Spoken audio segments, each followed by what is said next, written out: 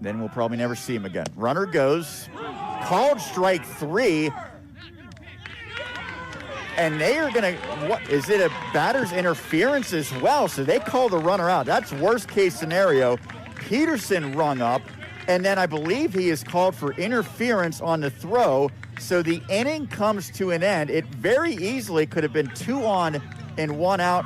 Couple of calls don't go in favor of the Griffins. Take another look. Oh, man, that's tough on both counts, and you could see the reaction from Tyler Peterson.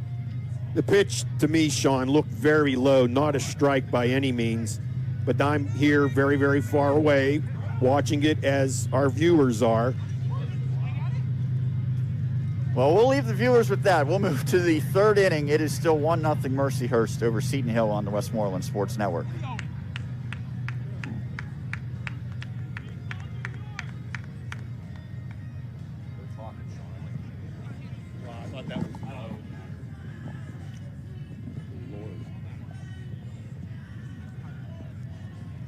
We're getting right now a conversation, and the Griffins are out on the field, so I believe they anticipate that the 2nd inning's over, but we'll see what the umpires do here.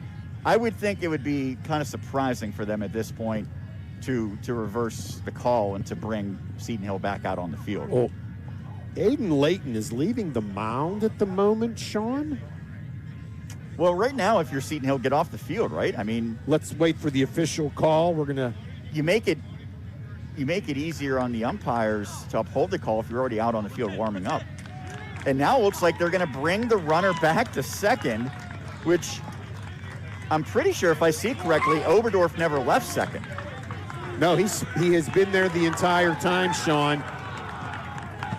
And now Joe Spano's going to get an explanation from our umpiring crew here this afternoon. So I believe the strikeout will stand, but the runner Oberdorf is now apparently going to be at second with 2 outs. And you can go back to the call on the strikeout, Roger. That's, quite frankly, probably not a good strike call, but it compounded for the Griffins when they called Peterson for interference. And now it seems like that call has been overturned. Well, this is one of those days when you would love to have everyone, coaches and game day officials, mic'd up to get an explanation of what indeed is happening. Well, Mercyhurst is just, some of the players are furious right now. I think he just gave his dugout a warning.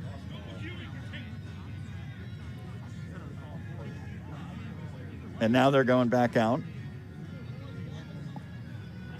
Well, this is, you don't see this very often. Maybe in the major leagues when, you have that, 20 seconds to decide to challenge, and everyone sort of just stands around, and sometimes a runner will just stay on the bag if he's called out and he thinks maybe he's safe and they're going to challenge. But this is different because the Griffins defense came out onto the field.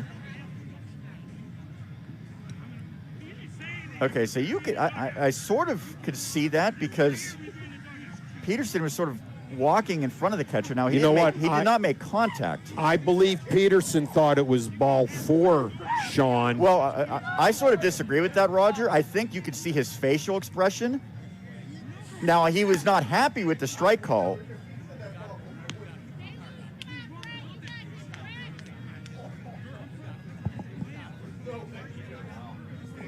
Okay, Roger, there is now 2 changes because Peterson has gone to first base.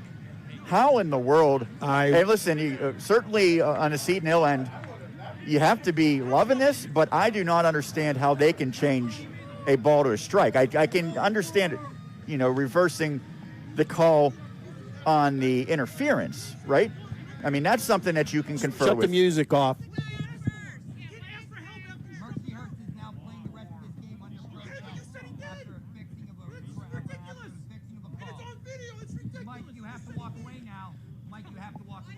Well, Roger, good thing we have everyone mic'd up there. So this game is being played under protest. somehow, some way, Peterson is now at first base, and I have never seen anything like this. Well, With the runner at second, Oberdorf, you can. Okay, so let's confer and see if there was truly an interference on the batter's part. But I don't know how the umpires can confer and change a strike to a ball. well, they did, and I believe, and I agree, Sean, there was only one out in the inning. Right, now. which, by the way, it pretty clearly was a ball. But I do not know how umpires can confer and change a call like that. That's what ultimately comes down to what the home plate umpire decides as the pitch is caught. Well, I'll tell you what, Sean. Flick's sweating it out right now because there are some people down there saying it's all on video.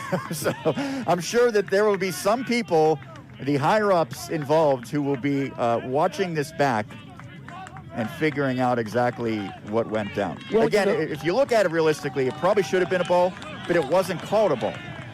And that's the confusing part. Indeed.